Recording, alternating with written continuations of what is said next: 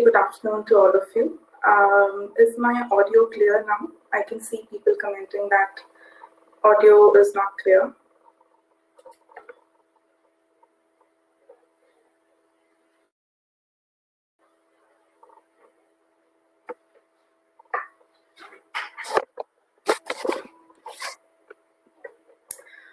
All right.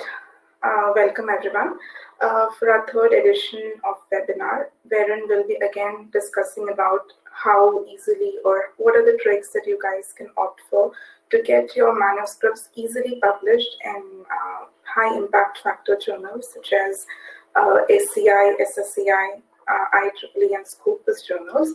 So I hope people will be joining in, and I am going to begin the presentation now.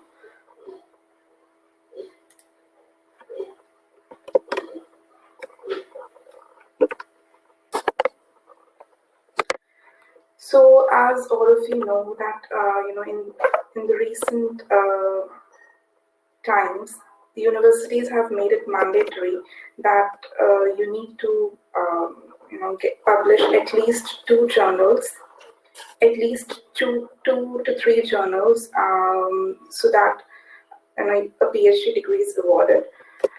So, and if you look at the numbers say that over 3 million submissions are received by various journals across the world, and the numbers of journals which finally pass through all the rounds of checks and finally which get submitted and published are very few. So the competition is very high. So that is one of the reasons why this session would be really useful to each and every one of you.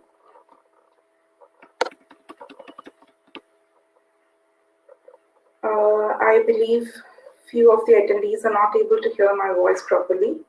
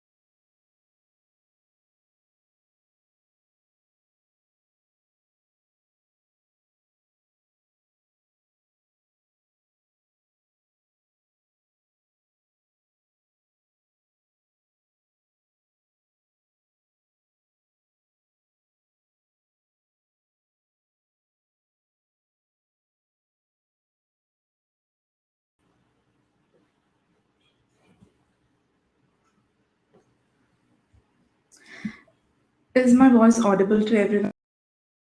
Guys, please check and comment.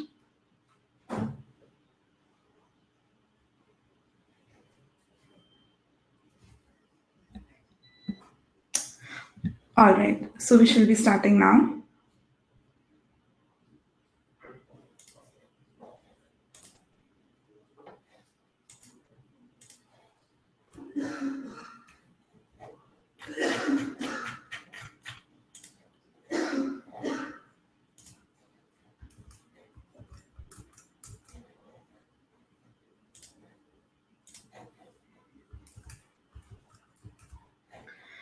All right, welcome everyone. I would like to welcome you all of you to the third edition of the webinar, wherein we would be discussing what are the tips and tricks which each of you could take care of, certain minute details which you could consider.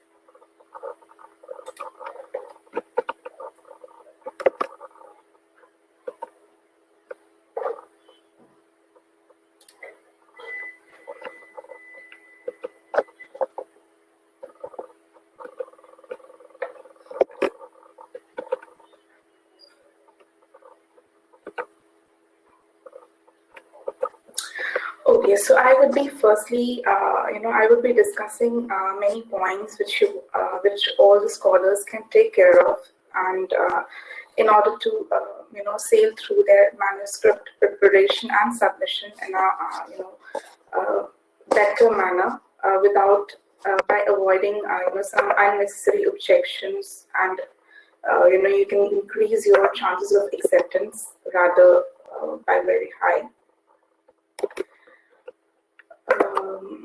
Okay, so one disclaimer or one note which you guys need to take care of is these tips, they are only going to work if your research work is really good. If there is any flaw in your research work, then these tips may not work so well. Okay. So basically the agenda or what the goals of this webinar would be. Firstly, we would be explaining like what is the process that each of your manuscripts undergo when it is submitted to any journal.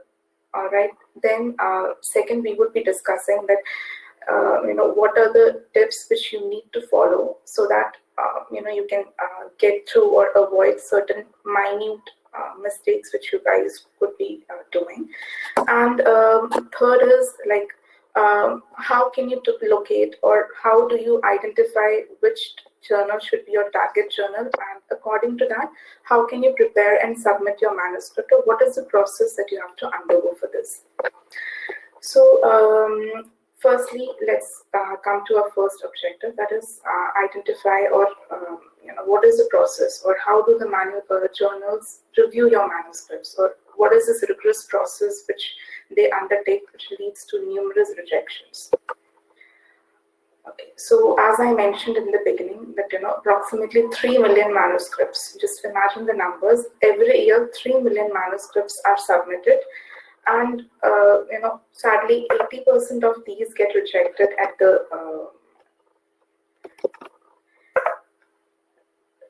during the desk review itself. These manuscripts, 80% of the manuscripts, they get rejected, and only 20% of them are able to make it to the peer review stage.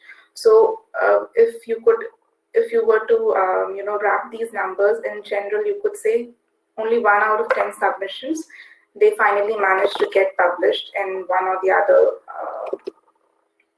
journals. So so this is a review process which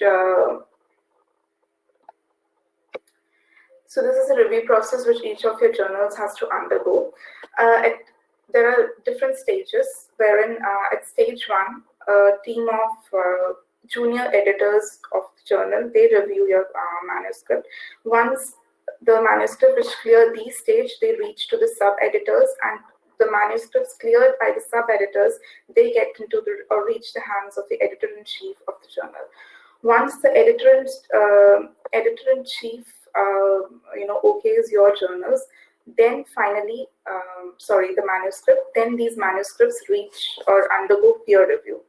And finally, only after peer review and a detailed discussion, it's identified like whether your manuscript is accepted or rejected. So okay, these are the numbers. Like initially that I mentioned, 80% of your manuscripts, they undergo or they face desk rejection. Another 12%, they are rejected after peer review, and finally only 8% are accepted. However, this doesn't guarantee public, that your journal, your manuscript will be published, because again, like there are certain other criteria that even after acceptance, they might ask you to make minor changes, and only on acceptance, it would get published. So now let us identify that, at every stage, what are the different, points which you need to take care of, or you should be careful of, so that, your journal will pass this stage. Okay, so firstly, when the junior editors are reviewing your manuscripts, they check very basic details like, does your scope, it fits with the journal or not? If it doesn't fit, you are facing a rejection right at the starting stage. Then certain other things which they check is like whether your manuscript, it matches with the mission and the assessment criteria which the journal has set. Basically, at the starting stage, the journals, they have a publishing template for their for the manuscripts that they publish. So they just pass your manuscripts via these templates, and using some softwares, they just check whether if there is some language issue, or if there is some format issue, or if your paper has plagiarism. If any of these issues are encountered, your paper gets easily rejected. The software detects, and they identify that your paper or your manuscript is not complying with the criteria set, or the guidelines mentioned by the manuscript or the journal in question, and your paper gets rejected at the first stage.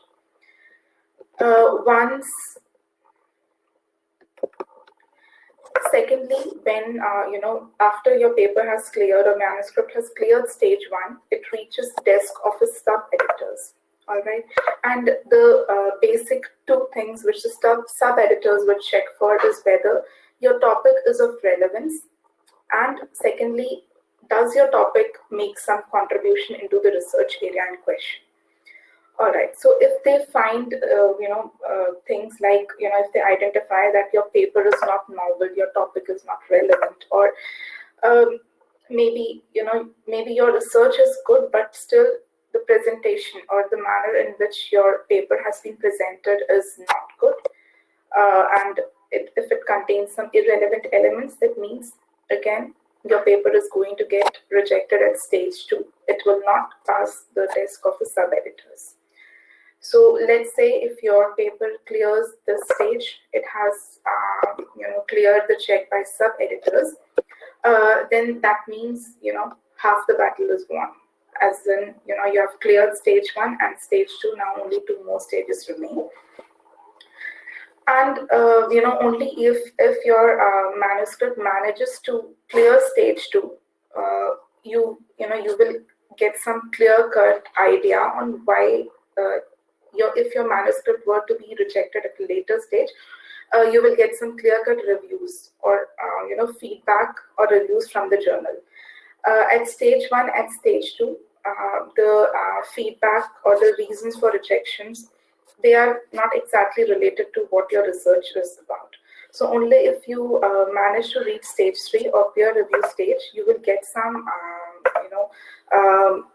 clear-cut comments on if your research is lacking at certain area. All right, now let's look at the reasons, or what is checked at stage 3. So if your manuscript has managed to reach the editor-in-chief, so there would be a detailed review of your manuscript.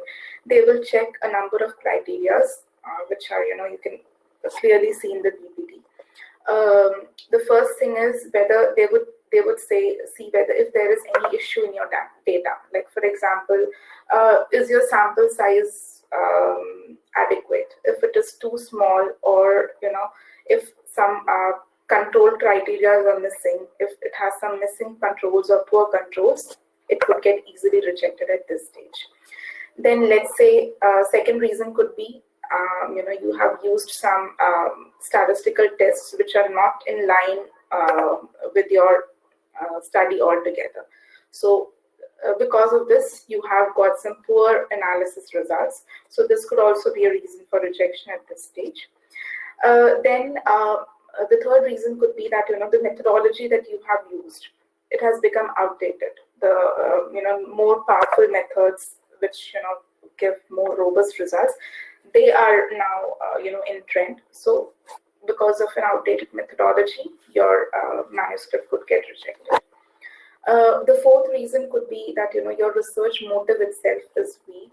Your hypothesis is not scientifically valid. It's not clear, and your data, it does not support your hypothesis, and the answers which you posed at the beginning of your research, the answer to those questions itself is not clear. So that could be a reason for rejection at this stage. And lastly, it could be inaccurate conclusions. Like if you are arriving at some conclusions based on certain assumptions which are not supported by your data, then there is no you cannot validate these conclusions. So this could be another reason for rejection of your manuscript by at this stage, that is stage 3. After this, we could say that stage 1, 2, and 3, this could be considered as the initial screening, and hardly 20% of the submissions, they make through or clear these 3 stages, and they are finally sent to peer review. So you could see that if I could say stage 1, 2, and 3, your papers, if they are going to be rejected in any of these stages, that means you're facing a desk rejection. All right. And now, if we discuss about peer review, basically, peer review is like your paper or your manuscript is being reviewed by certain experts who are within the same area, and a minimum of 2 and maximum up to 6 reviewers could be chosen. And basically, you could say that there are 3 different types of peer review which journals go for. They are single blind, double blind, or an open peer review. Single blind is where the reviewer knows who the author is, but the author is not aware about who are the reviewers who would be reviewing their manuscript. Double blind, as the word suggests, is that neither the reviewer nor the author, none of them have any information about each other. And open peer review is like it's open, like the author knows who is reviewing their who's going to review their manuscript, and the reviewers also have details about the authors of the manuscript. So once your paper has cleared the peer review, only after this stage you would get a detailed report, like as in each peer reviewer would send a detailed report on their feedback about the manuscript or their recommendation to the journal, and the journal would compile all the feedbacks and then arrive at the final decision, that is either whether to accept your manuscript or reject your manuscript. So if you want to, if you have the final decision, it could be either one of these, either you could face an outright rejection, or they might tell you that revise the manuscript and you can resubmit, or the third decision could be accept, however major revisions are required, and the fourth one is acceptance is there, but however certain minor revisions need to be made, and the lastly it's acceptance without any changes. So if I were to elaborate on each of these points, you could say that if your paper is rejected, that means the same journal is not going to consider or reconsider your paper again. So that is an outright rejection. It's better if you make certain, consider the comments given by the reviewers and try for another journal if the result states that it's an outright rejection. If nextly, if it is conditional rejection, that means there is a chance that the journal is willing to reconsider your paper, considering that you make major changes in your research, revise your work, and then do a resubmission. Except after major revisions, that is, this indicates a conditional acceptance. That is, if you complete or accommodate all the comments that the reviewers are suggesting to you, if you do the changes accordingly and then submit, the journal is willing to reconsider your manuscript. And acceptance with minor revisions is just make small corrections and resubmit. And lastly, acceptance is in your original form, like whatever the paper you have developed in the original form, this is going to get accepted. So far I have explained like what is the review process which each journals opt for, and like you could say that the process of review is really rigorous, and very few number of manuscripts finally make through or even manage to reach the last stage, which is peer review, and are finally accepted and manage to get published. So now the question is this, why are the rejections so high? So one of the most, evident answers is competition. The competition is pretty intense. So that is the reason, if your manuscript gets rejected, it doesn't always mean that, your research is not noteworthy. It's just because that, there is so much competition and there is always someone else who has done something better than you. So that could be a reason. So you can always try, submitting your manuscript in certain other journals and check out whether it's accepted or not. And another second reason is like, as you have seen that the review process is really, really, rigorous, and they check for very minute details. So if a researcher is to make certain silly mistakes while drafting their paper, this could be another reasons for rejection. So next, let's come.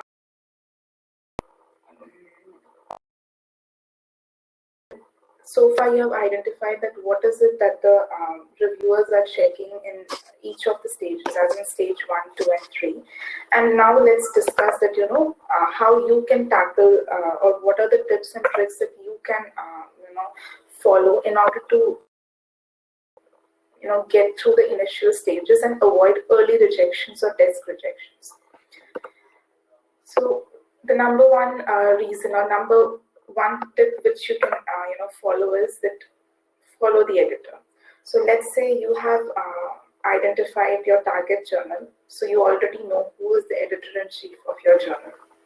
So one of the very simple thing that you can do is take a look at what articles have been published by your target journal previously. You can secondly connect with the editor on LinkedIn. All right, and you can search, also do a search, Google search on what are the publications which have been published by the editor of this journal or the different editors of this journal, and go ahead and take one of his or her research as your base. So if an editor were to see that one of his or her own manuscript is being taken as the base, they would definitely be forced to consider your manuscript. So this would pique their interest, and they would be at least willing to review your manuscript, if not publish it. The second tip or trick which you could consider or take care of is the formatting of your paper. So if you were to see at stage 1, almost 40% of the rejections happen due to formatting issues, which, if you think about now, this sounds like a very silly reason that, because of formatting, your paper got rejected. So it is very, important for each and every one of you to thoroughly read and understand the instructions which are being given by the target journals. So because they are there for a reason, it's for you to read and follow. For example, that you could go to the portal of Biomed Central, and they have listed out, like, there are different sets of instructions for the manuscript text. Different set of instructions need to be followed if you are including certain illustrations of figures in your manuscript, and the instructions for tables and additional files are altogether different. So there are rules which need to be followed for each and everything. It's not just important that your research is very good, but apart from that, the way you are presenting it also needs to be very good. So if non-adherence to any of such rules or instructions outlined will result in a rejection at the early stage of review. The third tip which you could follow is make sure that your work is ethically compliant and there is no flag, or the flag is within the limit which is acceptable. So if you look at the numbers, they state that almost 30% of rejection at stage 1 is due to issues in your manuscript not complying with the ethical standards set by the journal. So earlier we discussed about formatting issue. So after formatting issue, this is the second highest reason for rejections at stage 1, sorry. And out of this, plagiarism, it tops the list.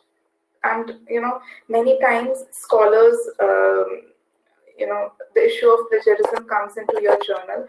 However, it's not intentional. Many times this is unintentional. So let's look at certain tips, like how you can avoid this, avoid certain unintentional or intentional mistakes from your end.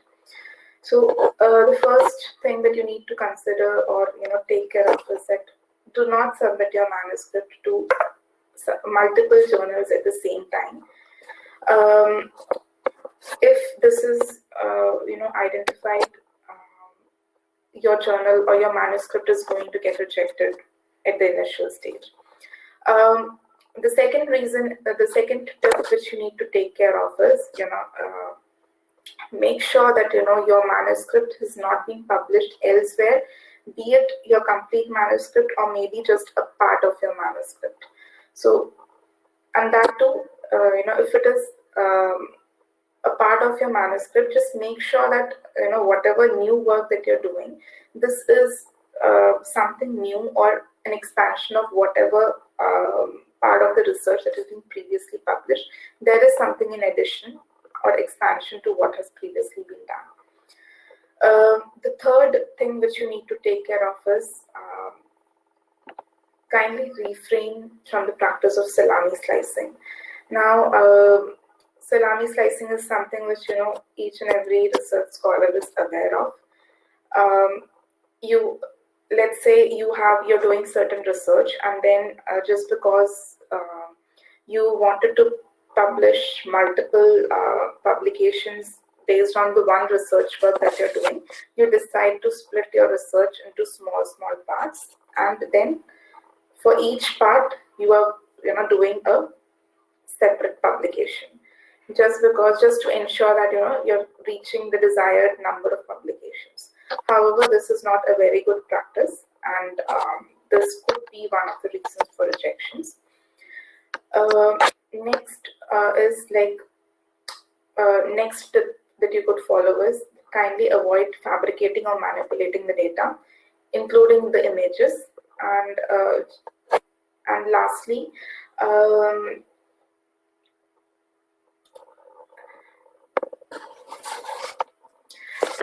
it's mandatory that if there are certain co-authors in your manuscript, just make sure that you're obtaining their consent before submission, as any kind of issues at the later stages of submission, this could lead to rejection of the manuscript. Then nextly, you could see, or you could, another further tips that you could consider is that, do not plagiarize and present the work which others have done as your own. Give proper citations and give proper acknowledgements. Even when you're paraphrasing what someone else has done, just make sure that you're giving the proper acknowledgements. And if you were to present certain material as it is, use proper quotation marks. And if you have to use certain material which is copyrighted, secure the permissions firstly, get their permission, and then use such material. And also just be prepared, like so in certain cases the journals ask you for to send relevant documentations or data to verify or validate the results that you are obtaining or presenting manuscripts. So just be prepared for that. The second trick is presentation of the visual elements. Almost 15% of rejections at stage 1 is because your visual elements are not clear, they're not neatly presented. So this is something which you can take care of. So how you can do that is, firstly, just make sure that all the guidelines pertaining to figures, tables, images, illustrations, all this is followed. Just make sure that there is clarity or readability. You can yourself just check it. If you are able to read it, that means it's well to go, good to go.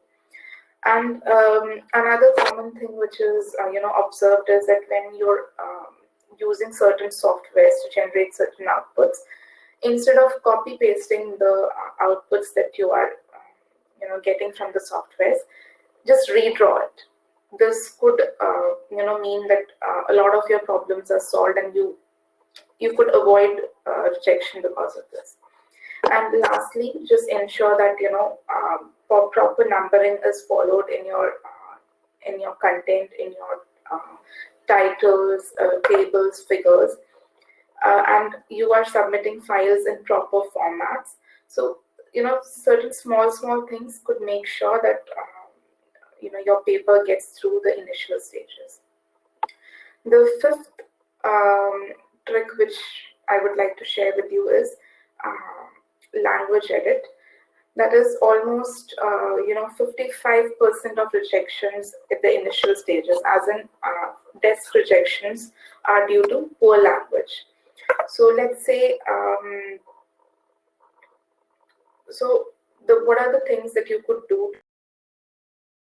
So, as you know, high impact factor journals, they will always prefer high quality writing. So just make sure that whatever you're writing, it's clear. Is the key when it comes to scientific writing. And sometimes it's always good if you could have your colleague or someone else have a look at your paper and review it, because it's always good to get a fresh perspective. Since you have been working on the same thing for the last maybe 3 or more years, it would be good if you get someone else's perspective. They might come up with something new which you were not able to identify. And if none of this is working, I think it's better if you take some professional help from a copy editing firm or from someone who is an expert in this.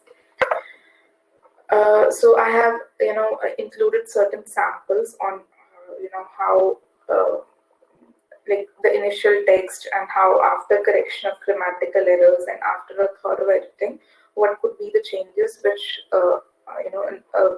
normal content could go through. Next tip which I would cover is your cover letter.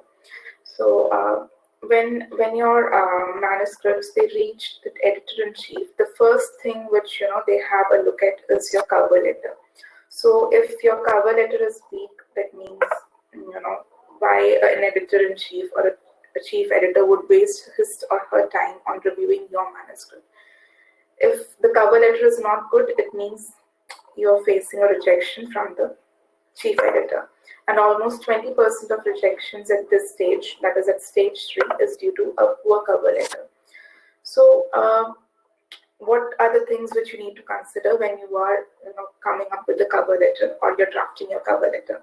So the first thing, see, a cover letter is nothing but you're marketing the work that you have done. So just go ahead and sell your manuscript. Write it in a manner so that you're able to convince the editor that why this manuscript is going to be of his or her interest, and then just checkpoint to see that you are following certain basic instructions, like do not copy paste your abstract. One of the easiest way to get rejected is you just copy paste what your abstract says into your cover letter.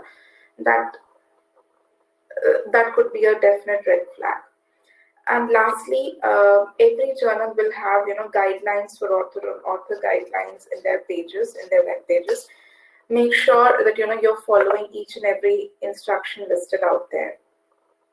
So here I have included certain points which which need to be included in the cover letter, like what is the name of the editor and name of the journal, then your manuscript title, submission date, and the article type. Then your main body, it should include a brief background of your study, the research question, an overview of the methodology used, and the principal contribution which your study is making to the community.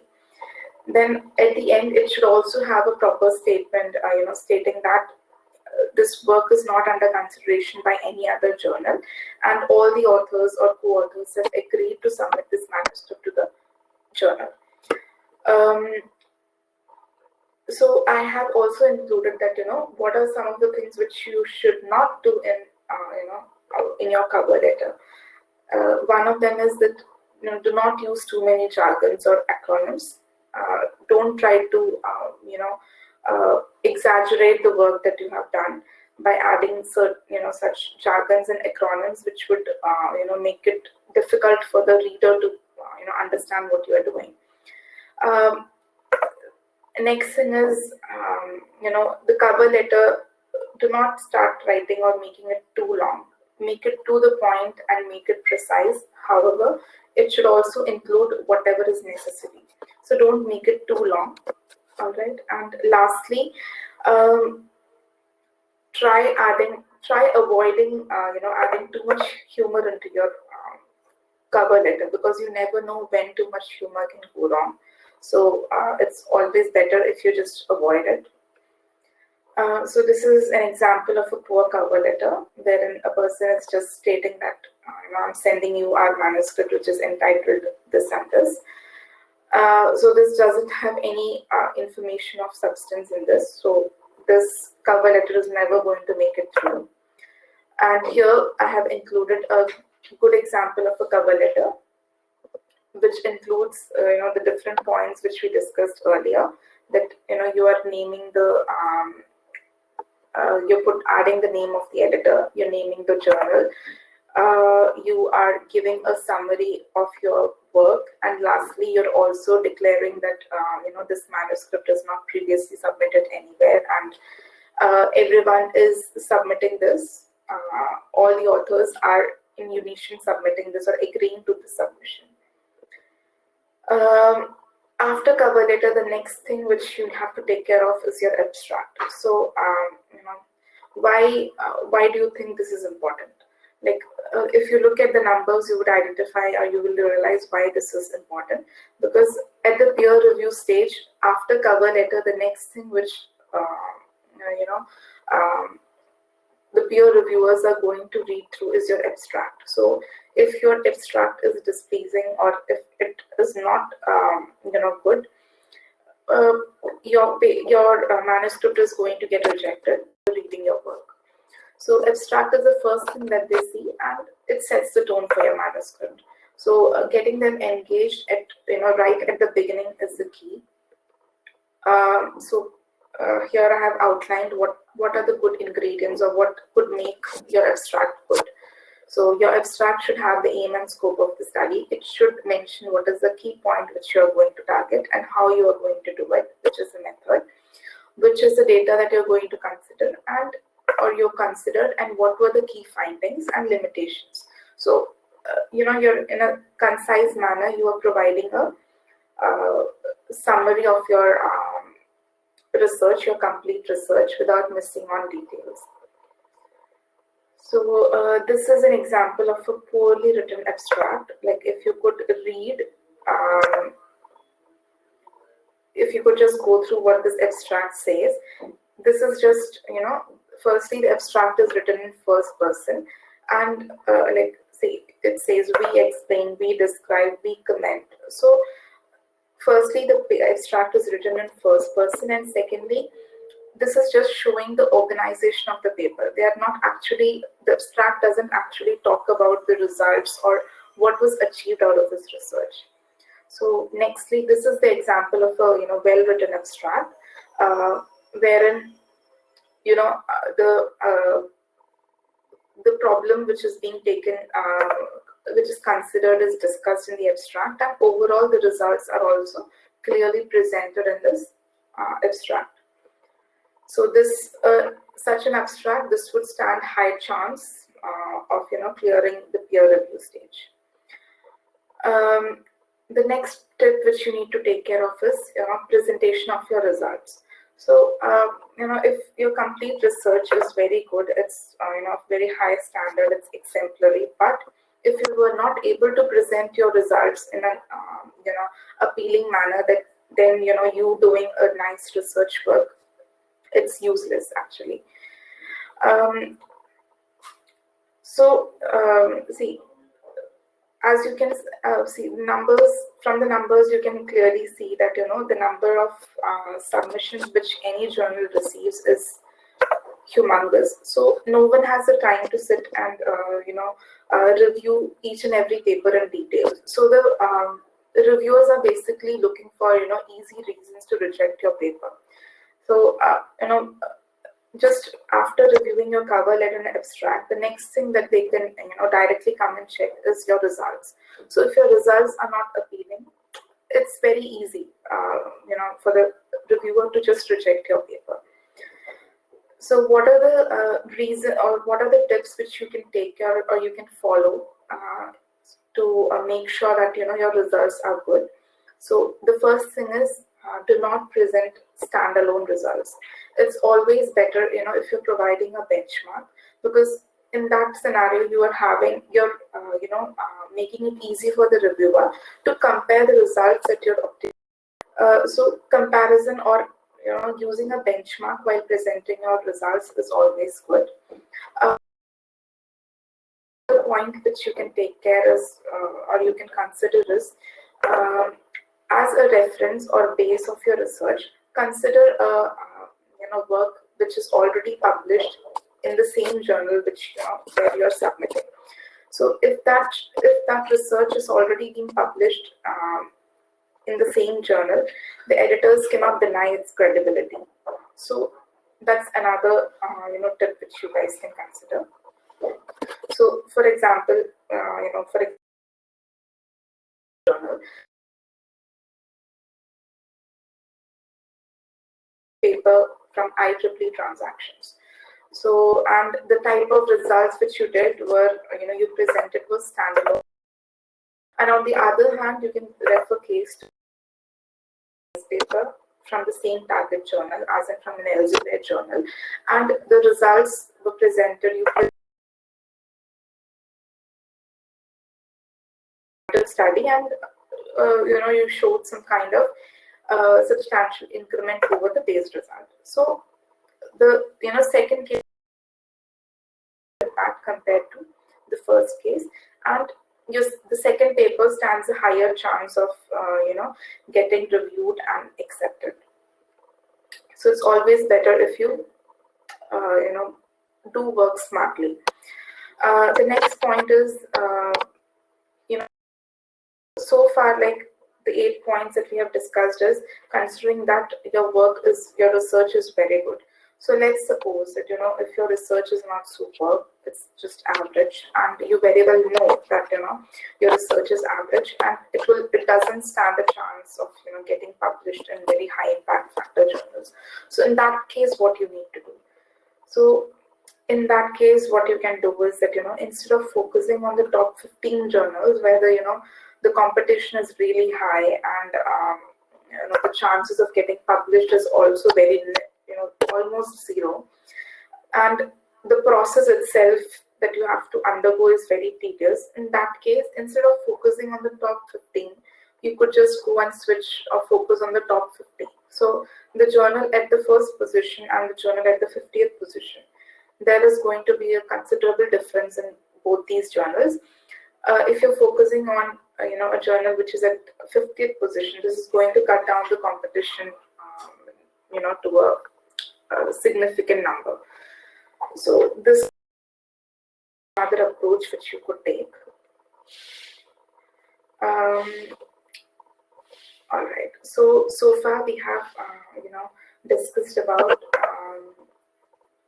what is the review process that journals do, what are the points which are checked at each and every stage, what are the tips and tricks that you guys can consider, so that you're avoiding early rejections, and you're at least able to your manuscripts are at least able to reach the benches or the desk of your editor-in-chiefs, and or later stage, which is peer review, so that you're able to get clear-cut comments or reviews on the actual research which you guys have done. So after this, next challenge or next thing which we guys are going to discuss about is how can you locate your or identify which are the journals which you can consider for publication. That is, which journals you need to target. So let me start by discussing about SCI and SSCI journals. So right now, all these journals are available on the Clarivate website, and you can check the Web of Science Master Journal list. So this is a screenshot of the new website which I've attached, and see, it is very easy. Any of you can create a free account over there and get unrestricted access to the journal information at least. So I would advise all of you to access the Clarivate web page for Master Journal list and just log in or sign up and create a free account for yourself. So basically this Master Journal list, now they have sort of combined all the journals, that is SCI indexed, SSCI indexed, and emerging source citation index. So the MJL list is sort of like a repository of a lot of different journals. So this could be a one-stop destination for each and every one of you. And now the MJL page has come up with some additional features, like they provide advanced search options, and another new feature which they have added is the manuscript matcher. So earlier, like it's a challenge for every researcher. Like you must have done your research, but then you don't know which are the journals you target, like based on the particular research which you have done. So now MJL has brought this new feature which is called manuscript matcher, wherein you can just put your title and abstract of the manuscript, and it will automatically provide you a list of journals.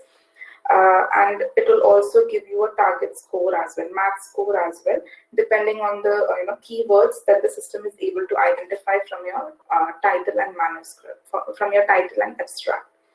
And also, like MJL also gives enables you to download the entire list of journals. So I've also added the link here, so you can just go to the link, and you can also get a complete list of journals which are listed there. So I've also added a video on like to tell you how you can go through these steps. So this is their home page, and so from here, if you go to the See, these are the different, this is a new web page of Clarivate NGL. So if you want to search for certain new journals, you can just click on search journals option here, or if you precisely know the ISSN number or title, you can just type here and click on search journals. Otherwise, if you click, it will take you to the search list. There are different filters available here. So now here, like for example, I'm just trying that, I've just selected SSCI here. And in the area, I am giving business collection. Okay, now so you scroll down, you could also have different other filter criteria, like if you want to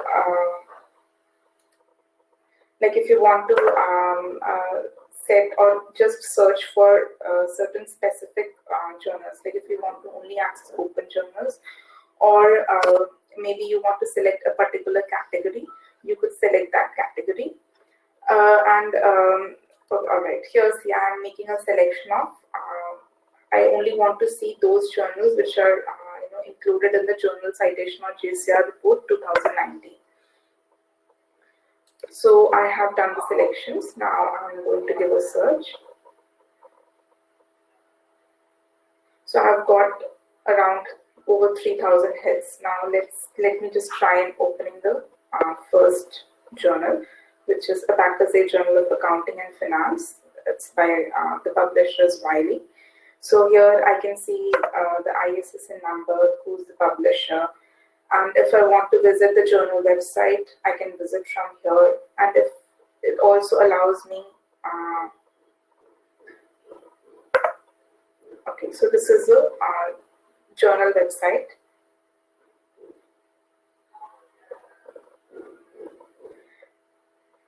And if I want to visit the submission website as well, I can access from here. Now, if I scroll down, I can see what is the impact factor of this journal. So this is 2.2 impact factor for the current journal. Now, let's go to the next feature, which is match manuscripts. So you can just click on match manuscript either from here or from the home page. So it will ask you, it will help you find the related journals as per your theme. So you can just enter your title. So I'm just entering a title, gender bias among engineers in Kuwait. And for this, I am giving the abstract as well for the manuscript, and I'm just going to find the journals. So this has now given me a list of 50 journals, where I can probably try publishing my manuscript. So see, it gives certain math score, and this math score, this is based on the the specific keywords which were detected by the system in my abstract. So see, you can see the keywords as well here. So based on these keywords, this is deriving at a math score, and it is giving me a list of journals which I can access.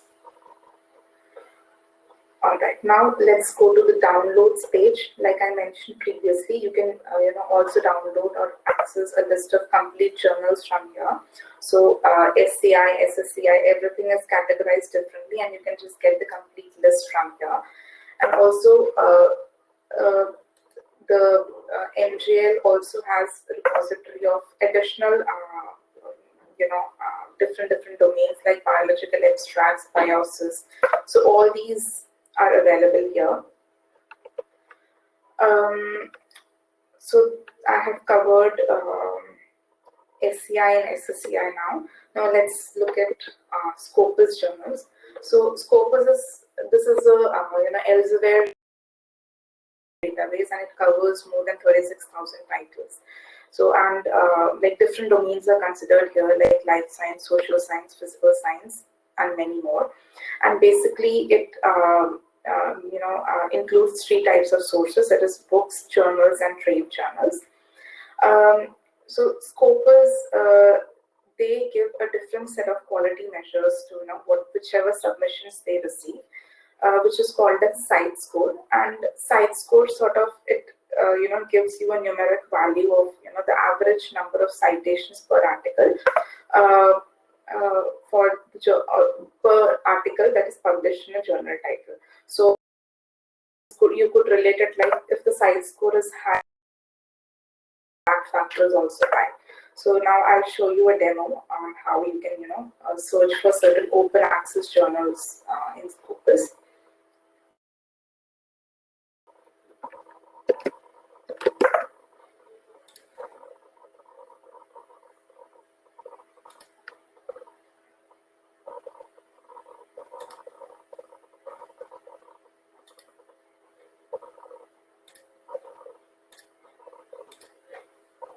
Alright, so now I have gone to the home page of Scopus. Here you can go to the section looking for free journal rankings and metrics. If you click here, see, this will give you a complete list of journals. So I can see there are, now the number says it's over 41,000. Alright, now for calculating the site scores, you can see the site score of every journal is listed here. For calculating the site score, it's basically considering the documents for the last 3 years and the citations for, it's considering the documents for last 4 years. However, when you look at the table, it's separately giving you the citations for the last year versus the previous 2 years, as in 15 to 17. So on top, you can see that you can select. You can do the search based on the subject area, title, publisher, or ISSN number. So I will just give subject area, and if I click here, it will give me a list of various subjects within which I can search. So let me just try for cancer research. Alright, if I have to do multiple selections, I can do that as well. I'll click on apply. So now it has given me 314 results. Now let's say I only want to see open access journals, as in journals which I can freely access. So I'm selecting this, and alright, so see here, this is listing out the different types of sources. So this is currently the list which I'm getting. This is a combination of journals, book series, conference proceedings, and trade publications. So I'm only interested in journals. So I'll select journals and I'll click apply. So now this is giving me 50 hits. Now out of this, I can see the site score. So molecular cancer has the highest site score.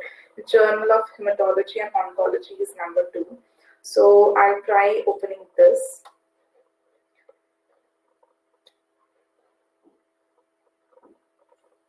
Alright, so I can see that this journal has been in publication from 2008 till present, and Springer Nature is the publisher. These are the different subject areas which are covered in this journal. So apart from cancer research, there are many other subjects or areas which are considered or taken into consideration here. Site score calculations also, it tells you like how the calculation is arrived at, how much citations or documents were considered. And from here itself, I can also visit the journal homepage. So that is also possible from here. And let me just go back. So from Scopus, you can also, if you want to download or export the complete list into an Excel or CSV file, you can just check mark and export the Excel. The only condition is you must have an account on this. You must register and create your account to be able to export this.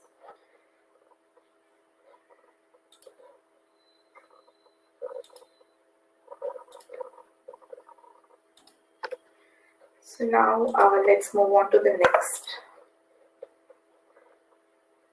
part of the webinar. As in the last part, which till now we have worked on like how you are identifying your target. After identifying your target journal, how are you actually going to submit your manuscript? So for this, I've taken the example of Manuscript Central here. So manuscript submissions across different journals, they they go through different online systems, and Manuscript Central is just one of them. Another one is one manuscript. So these are certain online platforms wherein from processing of submissions to reviews to a single system. And this will vary depending on the journal that you're targeting. So I have taken the example of Manuscript Central for this. Let's suppose that if you're considering the target journal, which is American Educational Research Journal, then for American Educational Research Journal, that is AERJ, the submission process that the journal goes through or uses is the system that they use is Manuscript Central. So for this, what are the certain steps? If you're a first user, then definitely you're required to simple, three-step procedure. So step one is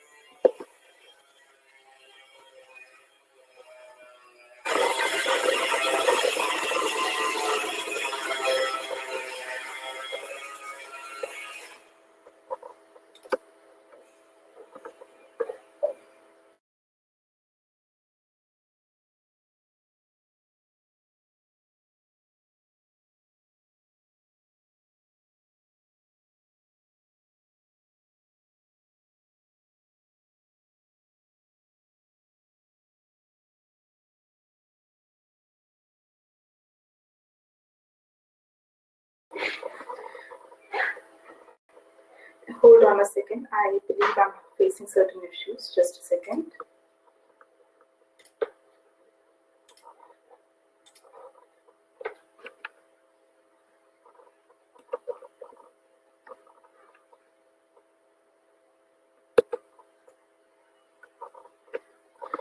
All right. So let's go through the steps that you have to undergo or do when you're submitting a manuscript via Manuscript Central.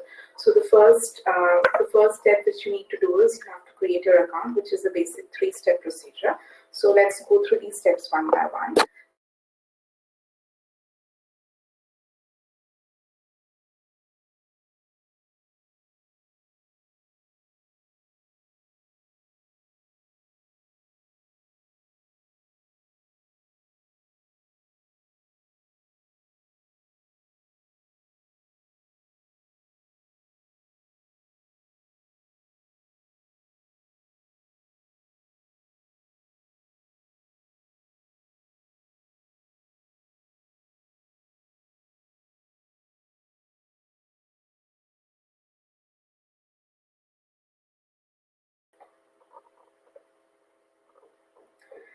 Sorry, I believe I was facing some disruption in my connection.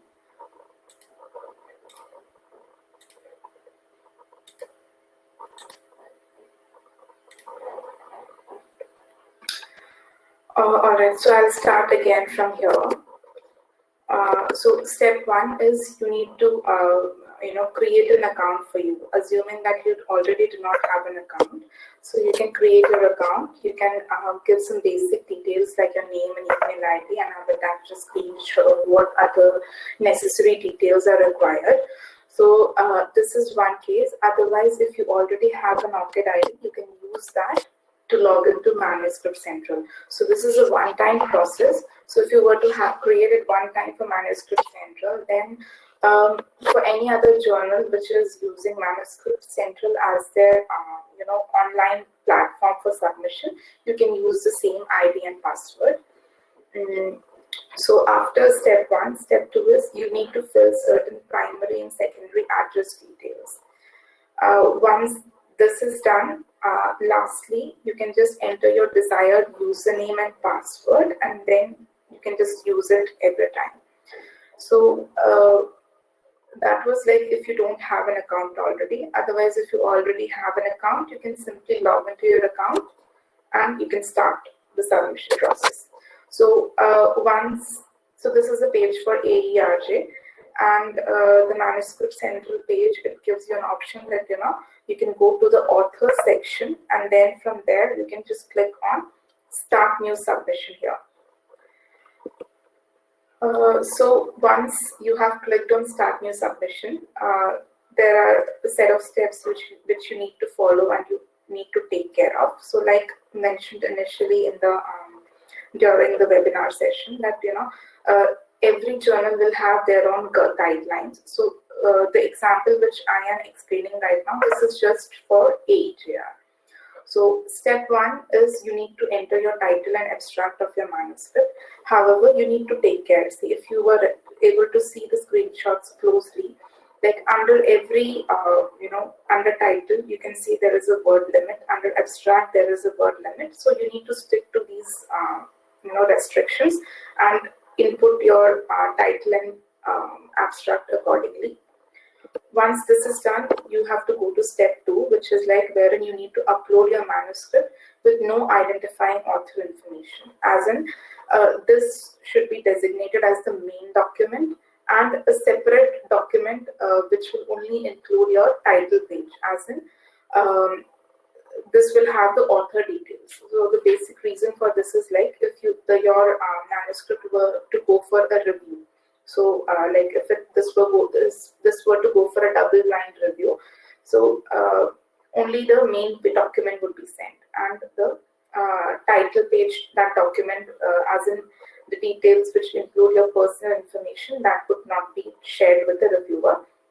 And the instructions, at many journals, they clearly state at this point that no personal information should be included in your main document, as in it should nowhere give away who the author of the document or the work is. Step 3 is like after this, next main step is you have to select appropriate keywords that match with your manuscript. So you have to select substantive keywords and you have to select methodology keywords.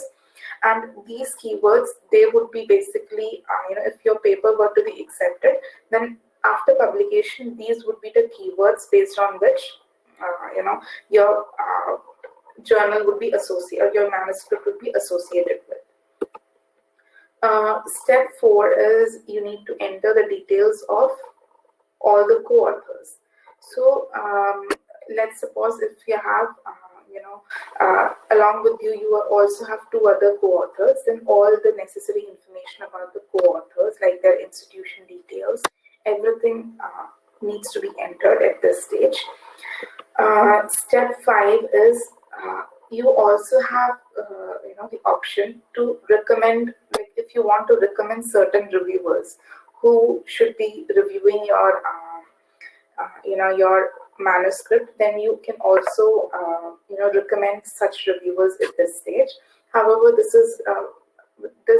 doesn't, mean that, the editors are obligated or under any sort of obligation that, whoever you have recommended, that they would only be considered.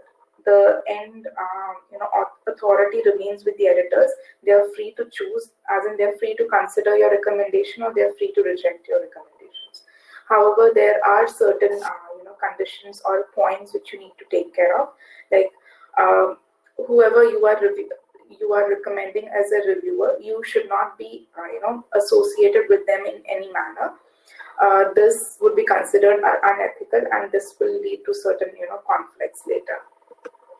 The next step is, you need to attach the information, like your cover letter, then other details like, how many number of tables or figures, or what is the word count of your manuscript. All such details have to be furnished at this stage. So in the screenshot, you can see like manuscript information. It is asking you for the precise number of figures, the number of tables, the number of words, and many other information, a lot of other information you have to, furnish when you are submitting a manuscript. And the last step to this is, review and submit the manuscript. So with this, I have finished off and provided you a general overview of how you can get your manuscripts easily published and what are the things that you need to take care of, how you can locate your target journal, and apart from that, what is the actual process which you need to do while you are submitting your manuscript. So I hope that this session has been useful for everyone. If you're having any questions or any doubts that you need to get clarified or cleared on, you can feel free to write to us on phdhelp@5vidya.net. So that's all.